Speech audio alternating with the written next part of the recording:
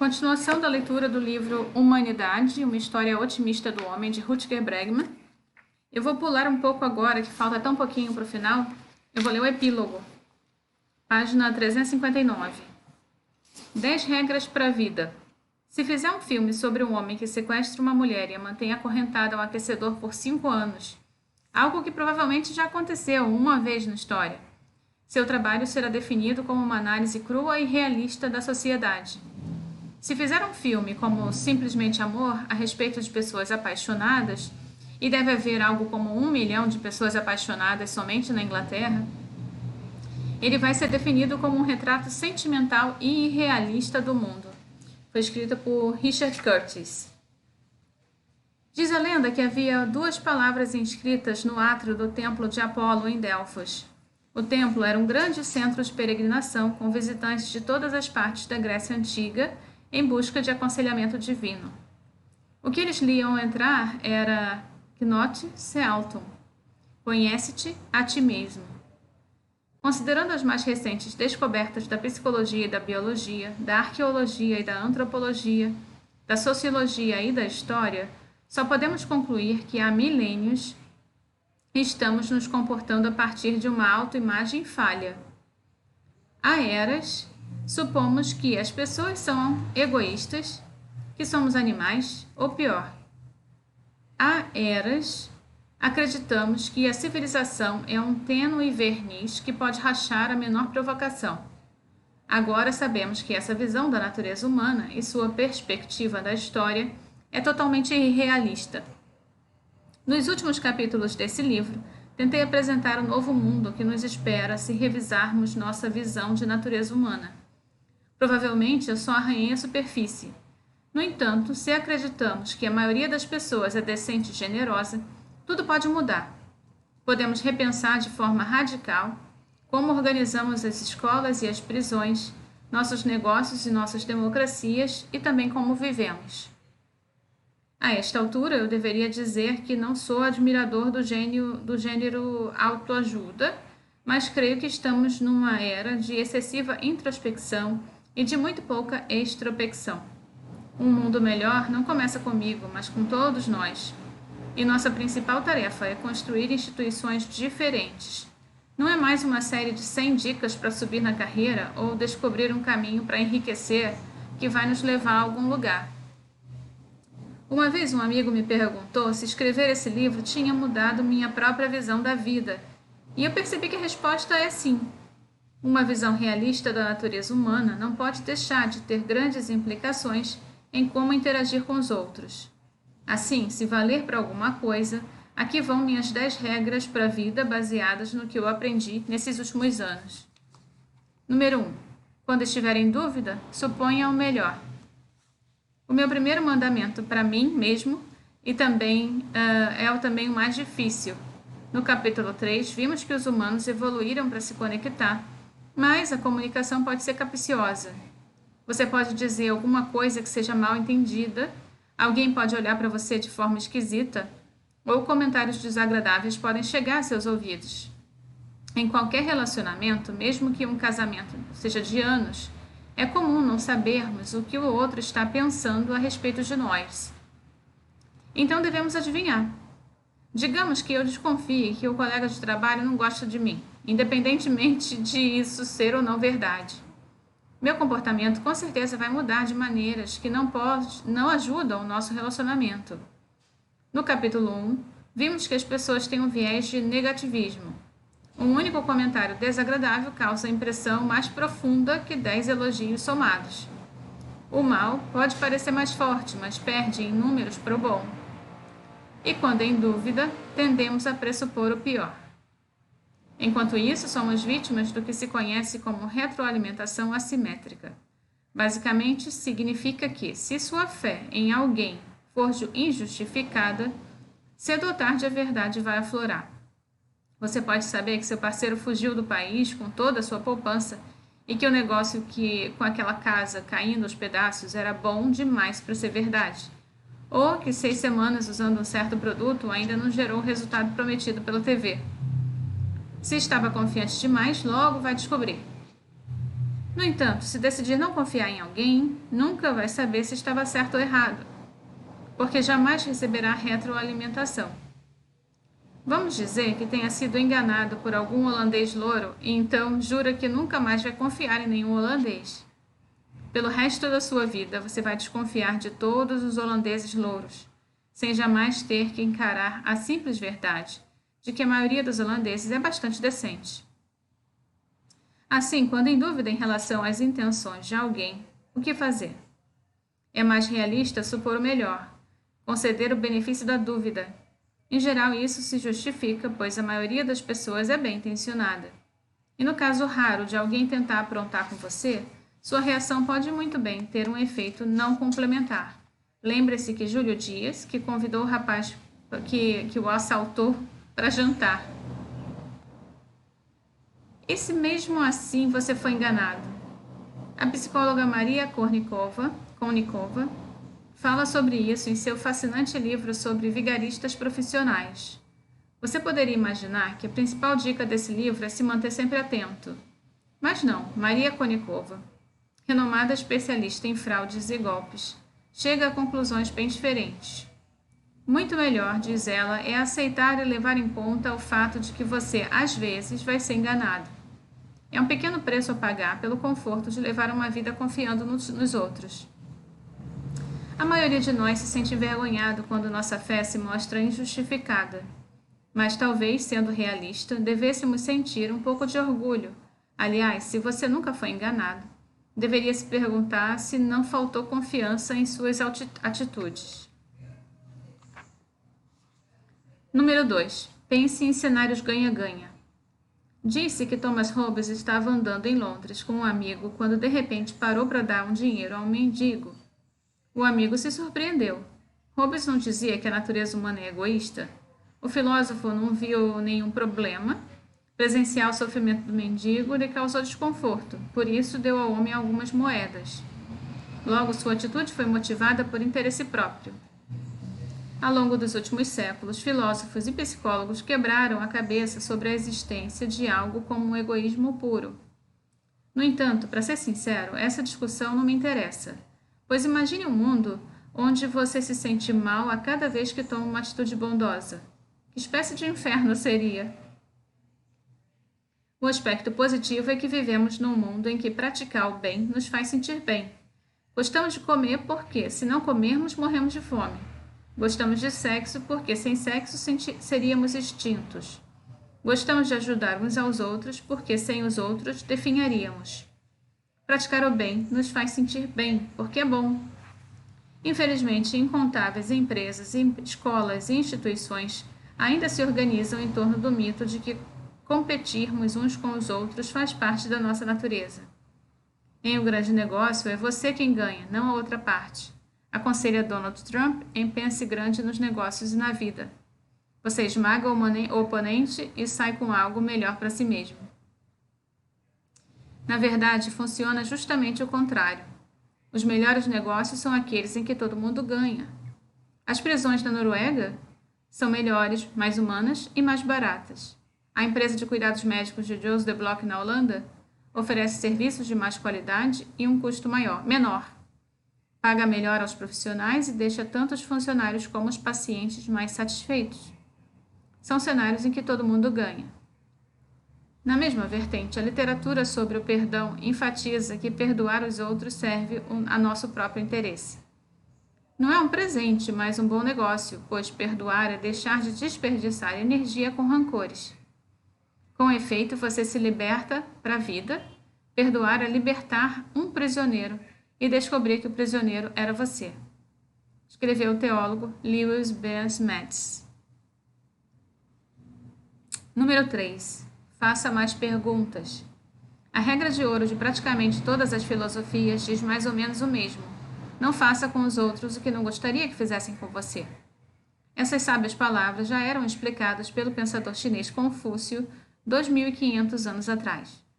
Elas aparecem de novo com o historiador grego Heródoto e na filosofia de Platão, e em alguns séculos mais tarde foi codificada nas escrituras judaicas, cristãs e islâmicas.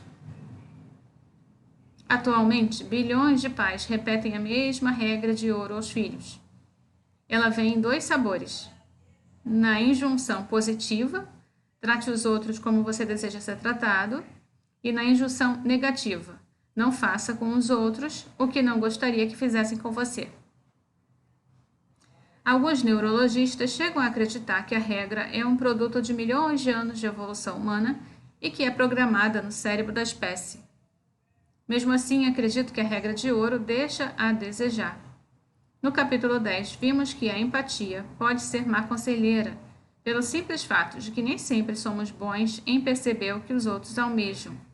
Gerentes, presidentes de empresas, jornalistas e formuladores de políticas que acham que sabem o que fazem, estão na verdade roubando a voz alheia. É por isso que raramente você vê refugiados entrevistados na TV.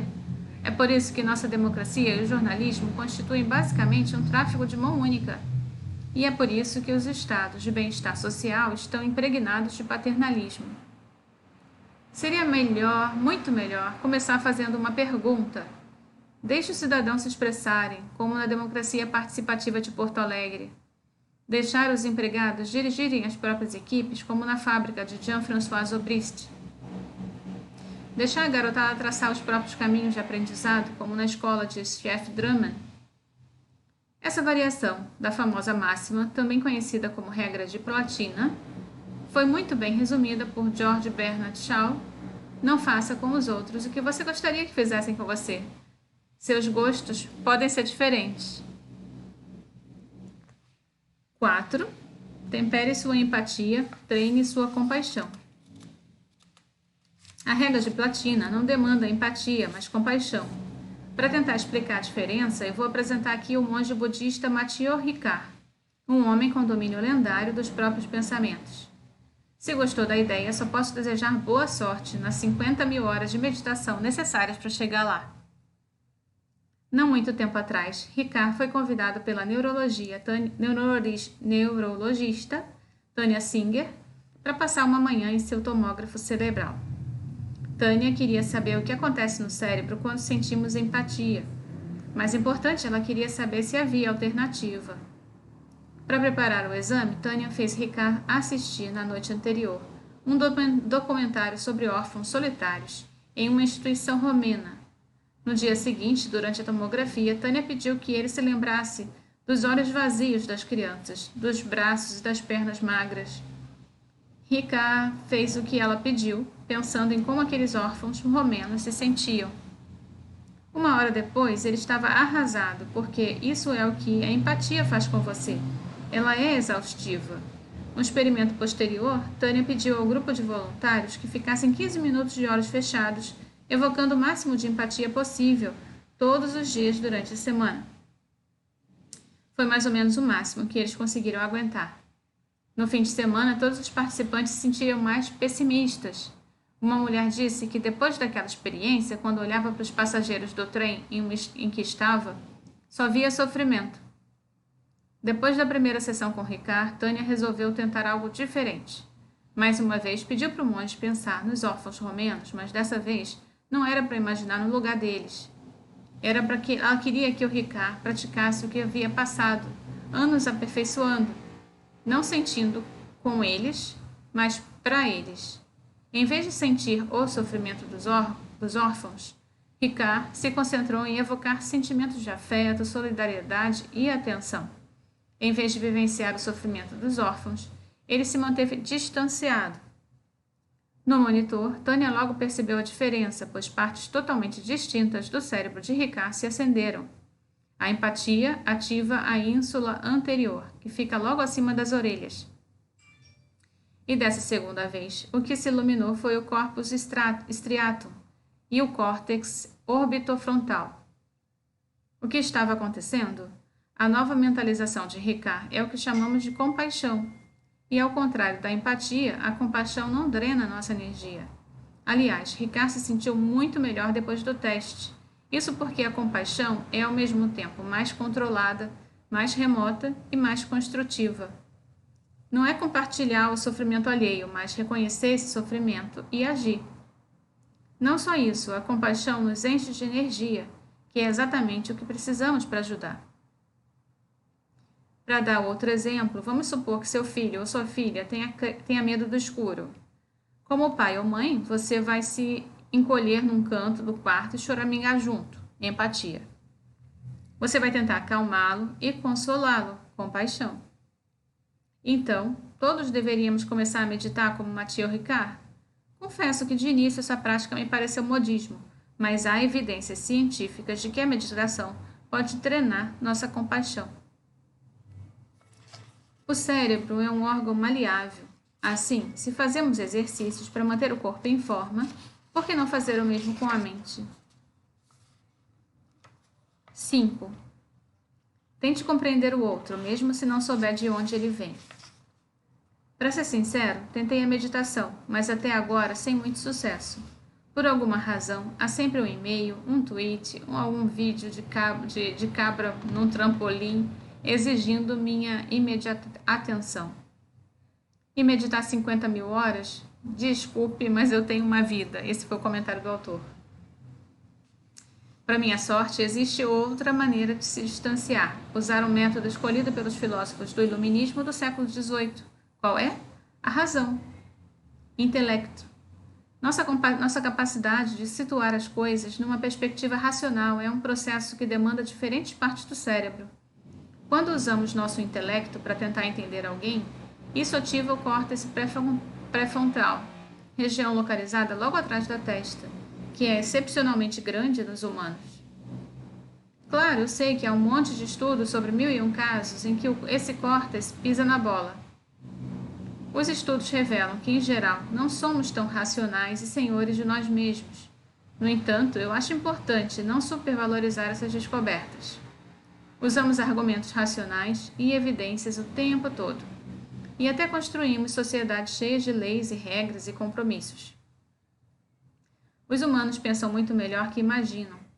E nossos poderes de razão não são uma fina camada recobrindo nossa natureza emocional, e sim um aspecto essencial de quem somos e do que nos torna humanos. Considere a maneira como a Noruega vê as prisões, que pode parecer contra-intuitiva, mas para a maioria de nós. Ao aplicar nosso intelecto e avaliar estatísticas das taxas de reincidência, percebemos que é uma excelente forma de lidar com criminosos. Ou considere a ética de Nelson Mandela como estadista. Muitas e muitas vezes ele mordeu a língua, reprimiu emoções e se manteve atento e analítico. Mandela não era apenas bondoso, ele era astuto. Ter fé nos outros é uma decisão tanto racional quanto emocional. Claro que para ver de onde alguém está vindo, não é preciso olhar nos olhos da pessoa. Você pode entender a atitude mental de um fascista, de um terrorista ou de um fã de simplesmente amor, sem se tornar um fascista, um terrorista ou um fã de comédias românticas. Eu devo dizer que me orgulho de ser membro desse último grupo. Entender o outro é um nível racional, é uma habilidade, é um músculo para exercitar. Nós precisamos de nossas capacidades de raciocínio, acima de tudo, para suprimir, de tempos em tempos, a vontade de sermos simpáticos. Às vezes, nossos instintos sociais ofuscam a verdade e a equidade. Pense, quantos de nós já não vimos alguém ser tratado de forma injusta e ficamos calados para não sermos desagradáveis? Quantos já não engolimos palavras só para manter a paz? Quantos já não acusamos os que lutam por seus direitos de estarem perturbando a paz? Acho que esse é o grande paradoxo desse livro. Estou argumentando que os humanos evoluíram para serem criaturas fundamentalmente sociáveis, mas às vezes nossa sociabilidade é um problema. A história ensina que o progresso costuma começar com pessoas, como Joost de Block, da Porto Sorg, como Jeff Drummond, da Ágora, que outros podem considerar chatas ou até agressivas. Gente com a coragem de fazer proselitismo em ocasiões sociais, que toca em assuntos desagradáveis. Admire essas pessoas, pois elas são a chave para o progresso. 6. Ame os seus como os outros amam os deles. Em 17 de julho de 2014, um Boeing 777 da Malaysia Airlines caiu perto do vilarejo de Rabrov, na Ucrânia. A bordo havia 298 passageiros, 193 deles holandeses. O avião fora abatido por separatistas pró-russos. Ninguém sobreviveu à queda. De início, os relatos sobre os 298 mortes pareceram abstratos, mas depois eu li um artigo no jornal holandês que atingiu como um soco no estômago. Abria com uma foto de Carlin Keijner, de 25 anos, e Laurens van der Graaf, 30 anos. Os rostos sorridentes de um homem louro e de uma garota de cabelos cacheados, tirada pouco antes de subirem no avião. Eu li que os dois tinham se conhecido num clube de regatas de Amsterdã, que Laurens escrevia para a própria Koers, respeitado jornal estudantil, e que Carlin estava prestes a concluir o doutorado nos Estados Unidos, e que os dois eram loucos um pelo outro.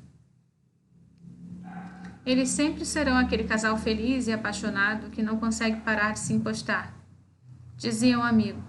Não era hipocrisia que, depois de pular uma matéria sobre as atrocidades cometidas no Iraque na página 7, eu agora estivesse quase chorando. Normalmente esse tipo de reportagem me incomoda. 2 cidadãos holandeses morrem na costa da Nigéria, dizia o jornal, quando muito mais gente tinha morrido. Nós, os humanos, somos criaturas limitadas que se importam mais com as pessoas mais parecidas conosco, que falam a mesma língua, têm o mesmo tipo físico e formação cultural. Eu também já fui um universitário holandês, membro de um clube da faculdade. Também conheci uma linda garota de cabelos encaracolados e adoraria ter escrito para a própria Koers. Para os que conheceram Laurens, não foi surpresa ter sido necessário um míssil antiaéreo para deter seu corpo forte, escreveu um de seus colegas do jornal. Foi o irmão de Carlin que mandou aquela foto deles sorridentes ao jornal, tirada horas antes da morte dos dois. A única coisa que eu peço, escreveu, é que vocês mostrem ao país e ao mundo a dor que eu, minha irmã e meus pais estamos sentindo. Essa é a dor de centenas de pessoas na Holanda. E ele estava certo, todo mundo conhecia alguém que conhecia alguém naquele avião. Durante aqueles dias vi os holandeses de um jeito que eu nunca tinha visto antes. Por que nos importamos mais com a gente que parece com a gente? No capítulo 10 eu escrevi que o mal faz seu trabalho à distância. A distância nos permite bravejar com estranhos na internet. A distância ajuda soldados a superar sua aversão à violência. E a distância possibilitou os crimes mais hediondos da história, da escravidão até o Holocausto. Quem escolhe o caminho da compaixão, porém, percebe que é muito pouco o que nos separa dos estranhos. A compaixão nos faz ir além de nós mesmos, a perceber que os que não são mais próximos e queridos não têm nem mais nem menos importância que o restante do mundo. Porque outro motivo, Buda abandonou sua família. Por que Jesus instruiu seus discípulos a deixarem para trás pais e mães, mulheres e filhos, irmãos e irmãs? Mas talvez isso possa seguir longe demais. Talvez o amor por um semelhante comece pequeno. Se uma pessoa se despreza, como poderá amar alguém mais? Se você perde de vista a família e os amigos, como conseguirá suportar as aflições desse mundo? Não podemos almejar o grande antes de lidarmos com o pequeno. Entre aqueles 193 passageiros holandeses havia muitos homens e mulheres lutando para tornar o mundo um lugar melhor. De pesquisadores da cura para a AIDS a defensores dos direitos humanos. Mesmo assim, a maior perda foi das pessoas de quem eles eram mais próximos.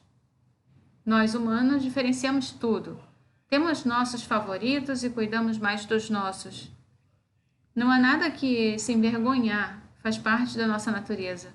Mas precisamos também entender que os outros, os estranhos mais distantes, têm família e pessoas que os amam, que são tão humanos quanto nós. 7. Evite as notícias. Uma das maiores fontes de distanciamento hoje são as notícias. Assistir ao noticiário da noite pode fazer você se sentir mais sintonizado com a realidade, mas a verdade é que distorce sua visão de mundo. As notícias tendem a generalizar grupos como os políticos, elites, racistas e refugiados. Pior, as notícias se concentram nas maçãs podres. o melhor se aplica às mídias sociais. O mesmo, né? O mesmo se aplica às mídias sociais. O que começa com dois valentões vociferando discursos de ódio à distância é alçado por algoritmo ao longo de altas páginas de Facebook e Twitter. É explorando nossos viés mais negativo que essas plataformas digitais ganham dinheiro, extraindo altos lucros do comportamento dos piores tipos. Como as mais ações chamam nossa atenção? São elas que geram a maioria dos cliques. E nas páginas em que clicamos as propagandas geram dinheiro. Isso transformou as mídias sociais em sistemas que amplificam nossas piores características. Neurologistas afirmam que nosso apetite por notícias e por abrir notificações manifesta todos os sistemas de um vício, algo que Vale do Silício já percebeu há algum tempo. Gerentes de empresas como Facebook e Google limitam rigorosamente o período em que os próprios filhos passam na internet e nas mídias sociais, ao mesmo tempo que os gurus do sistema educacional cantam loas para iPads nas escolas e enaltecem as habilidades digitais. As elites tecnológicas, como os chefões das drogas, protegem seus filhos da toxicidade de seus negócios. Meus conselhos? Evitar os noticiários da TV e as notificações online, dando preferência a jornais mais sutis ou textos que aprofundem os temas abordados, seja online ou offline. Desconecte-se e conheça pessoas de verdade ao vivo. Seja tão curioso ou cuidadoso com as informações que alimenta sua mente, quanto a comida que alimenta o seu corpo. 8. Não esmurre nazistas. Se você for um ávido seguidor das notícias, é fácil cair na armadilha da desesperança. Qual é o negócio de reciclar, pagar impostos e fazer caridade enquanto outros fogem de seus deveres? Ao se sentir tentado por tais pensamentos, lembre-se de que o cinismo é apenas outro termo para preguiça. É uma desculpa para não assumir responsabilidade, pois se acreditar que a maioria das pessoas não presta, você não vai precisar se preocupar com a injustiça. De um jeito ou de outro, o mundo está indo para o inferno. Há também outra forma de ativismo que se parece insidiosamente com o cinismo.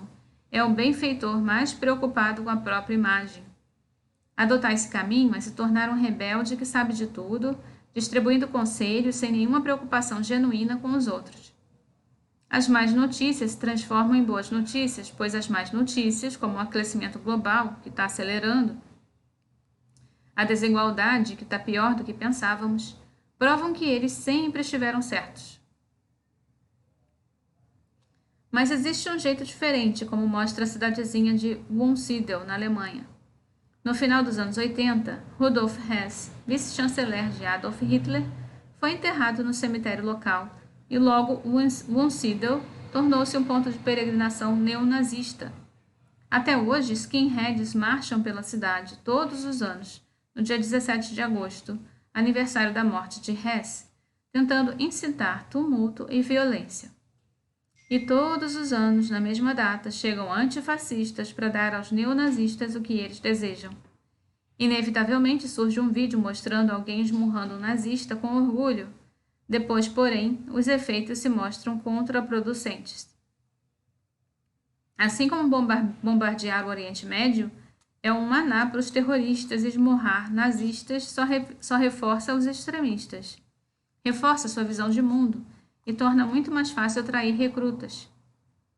Wunsiedel resolveu experimentar uma estratégia diferente. Em 2014, um alemão brincalhão chamado Fabian Wichmann teve uma ideia. E se a cidade transformasse as manifestações por Rudolf Hess numa passeata para arrecadar dinheiro para ações beneficentes? Os moradores adoraram a sugestão. A cada metro que os neonazistas percorriam, os moradores da cidade pediam que doassem 10 euros para Exit Deutschland, instituição de Wichmann que ajuda pessoas a abandonarem grupos de extrema-direita. Antes do evento, os moradores demarcaram linhas de partida e de chegada. Fizeram bandeirinhas agradecendo as doações. Enquanto isso, os neonazistas não faziam ideia do que acontecia e do que encontrariam. Quando chegou o dia, Wunsiedel os recebeu com aplausos e uma chuva de confetes, enquanto eles cruzaram a linha de chegada. No fim das contas, o evento arrecadou mais de 20 mil euros para a causa. Wishman destaca que o importante depois de sua campanha é manter a porta aberta. Por exemplo, no verão de 2011, a instituição distribuiu camisetas em um festival de rock extremista da Alemanha, estampadas com símbolos da extrema-direita. As camisetas pareciam endossar a ideologia neonazista. No entanto, depois de lavadas, aparecia uma mensagem diferente. Você também pode fazer o que a sua camiseta faz. Nós podemos ajudá-lo a se libertar da extrema-direita. Pode parecer piegas, mas nas semanas seguintes o número de telefonemas para Exit Deutschland aumentou em 300%. Wishman percebeu quando sua mensagem foi desconcertante para os neonazistas. Quando esperam desprezo e indignação, receberam mãos estendidas. 9. Saia do armário, não tenha vergonha de ser bom. Para estender essa mão, é necessário uma coisa acima de tudo: coragem, pois você pode ser chamado de coração mole ou de exibido. Quando deres esmola, não faças tocar trombeta, alertou Jesus no Sermão da Montanha. Quando orares, entra no teu aposento, fecha a tua porta e ora a teu Pai, que está em secreto. Parece um conselho razoável. Quem quer ser visto como santarrão? É muito mais seguro fazer boas ações em segredo, ou ao menos estar preparado para uma boa desculpa. É só para ter algo a fazer? Eu não precisava mesmo desse dinheiro? Vai pegar bem no currículo? Psicólogos modernos descobriram que quando pessoas fazem alguma coisa boa de coração, em geral inventam motivos egoístas. Isso fica evidente nas culturas ocidentais individualistas, nas quais a teoria do verniz está mais intrincada. E faz sentido. A partir do princípio de que a maioria das pessoas é egoísta, qualquer boa ação é inerentemente suspeita, como observa um psicólogo americano. Os indivíduos detestam reconhecer que seu comportamento pode ter sido motivado por compaixão ou generosidade genuínas. Infelizmente, essa reticência funciona como nocebo.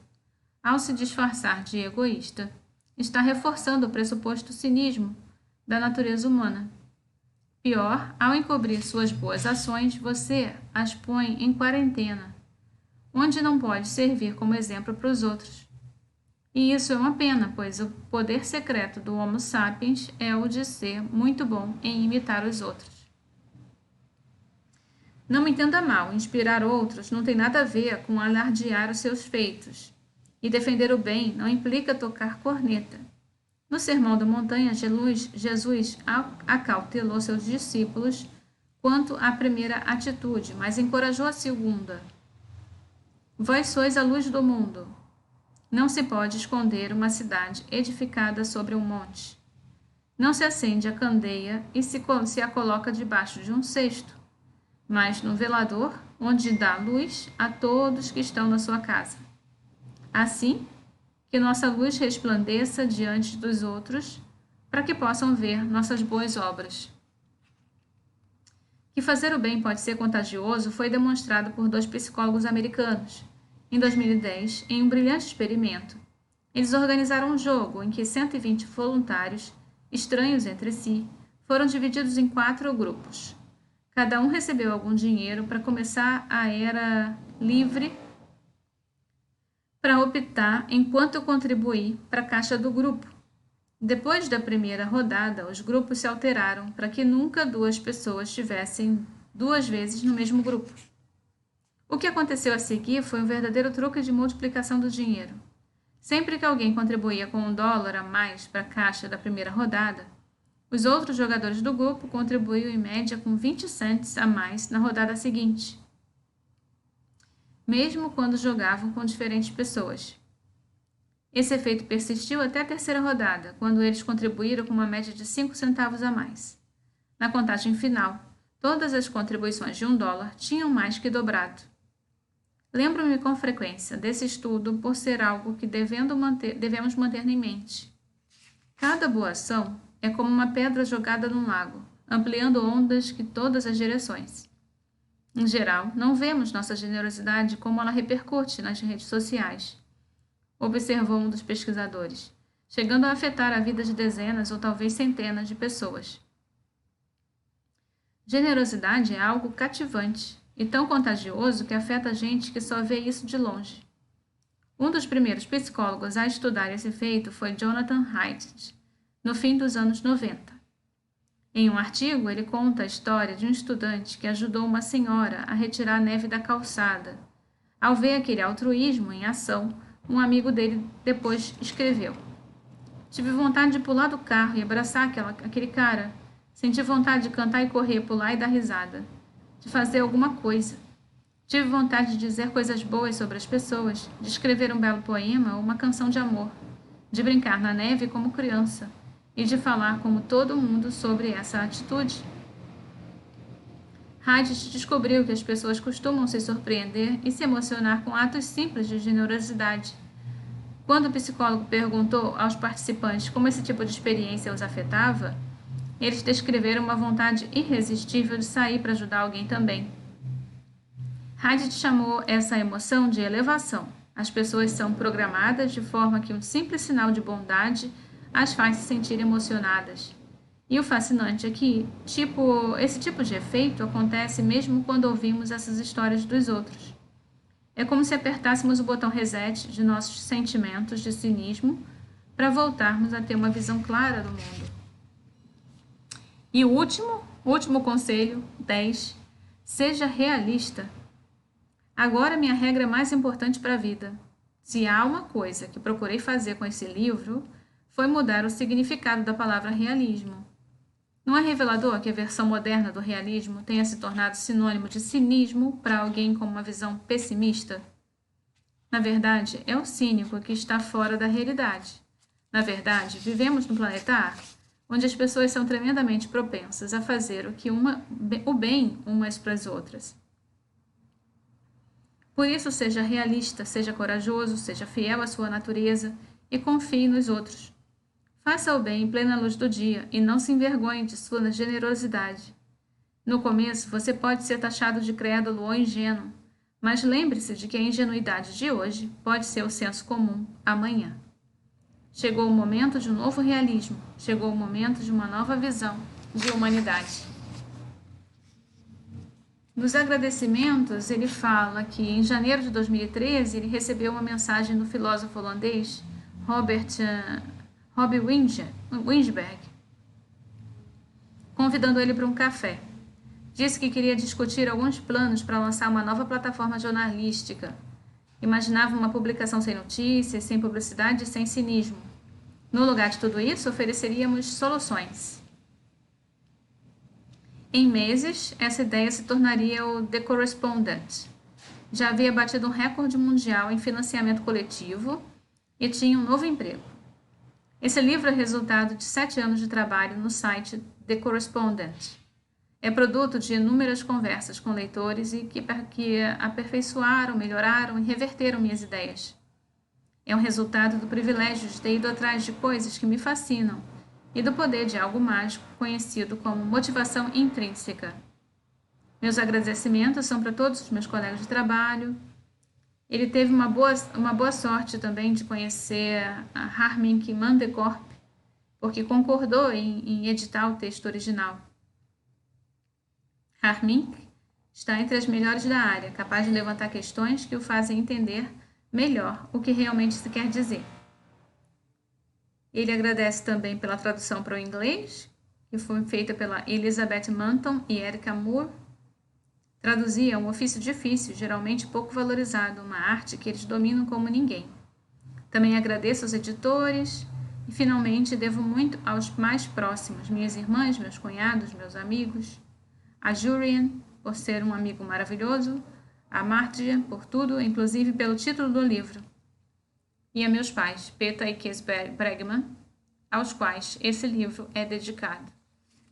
Bem, terminamos então a leitura de mais um livro, Humanidade, uma história otimista do homem, de Rutger Bregman, que, como dizia no início, este livro está me fazendo enxergar a humanidade sob uma nova perspectiva, foi o que disse o Yuval Noah Harari, autor do Sapiens. Tchau, tchau.